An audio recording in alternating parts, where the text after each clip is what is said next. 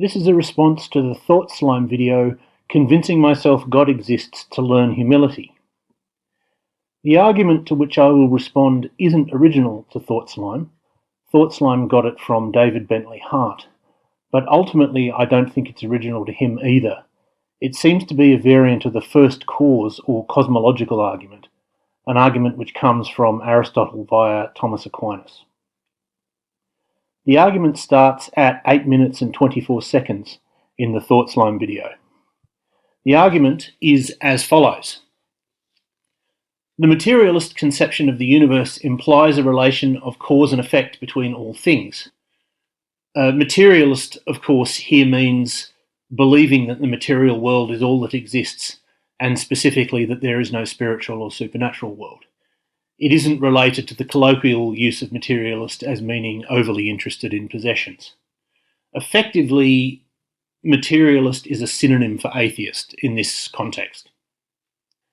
If the universe is eternal, then the universe has no cause, and the materialist conception of the universe is wrong.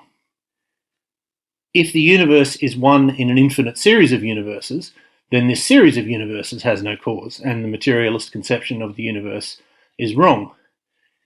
If the universe exists because of some law of nature, then this just moves the question to whether these laws of nature had a cause. If the laws of nature are eternal, then they have no cause, and the materialist conception of the universe is wrong, and so on. But if the universe has a cause, then that cause must be something outside of the universe. And so the material world is not all that exists. And again, the materialist conception of the universe is wrong. In other words, in all possibilities, the materialist conception of the universe is wrong. I believe that this argument is, at the very least, misleading because it misrepresents what the materialist conception of the universe really is. More specifically, I think that the definition used in the argument might be prescriptively correct or technically correct. It might be the definition that you would find in a dictionary of philosophy, say, but it doesn't reflect what atheists actually believe. And I think this can be demonstrated with the following scenario. Imagine that scientists announce that they have found that cause and effect do not apply inside the event horizon of a black hole. Would atheists find that this shattered their view of the universe? If their basic view of the universe were there is a relation of cause and effect between all things, then it would have to. This proposition has specifically been shown to be wrong. But I don't believe that that revelation would shatter my view of the world, and I can't see most atheists feeling that way either. Similarly, imagine that scientists have announced the discovery of a particle which seems to come into and out of existence without anything making it do so.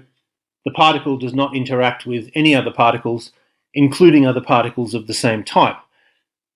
Again, this would show the proposition there is a relation of cause and effect between all things to be wrong. So if the atheist's basic view of the universe or their fundamental proposition were there is a relation of cause and effect between all things, then this discovery would shatter the basic worldview of atheists. And again, I don't think it would.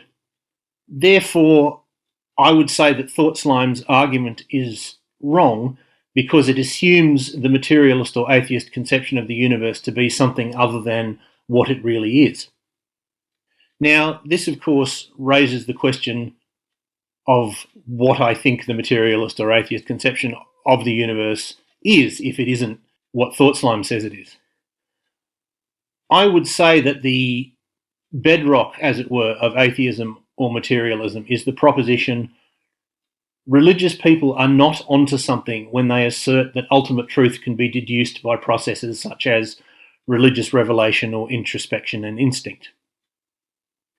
In other words, I think that materialism or atheism are fundamentally about skepticism of the methods of religion, more than they are about any particular conclusion about the universe, even though, of course, atheists and materialists might tend to come to particular conclusions about the universe. I don't think that's the bedrock.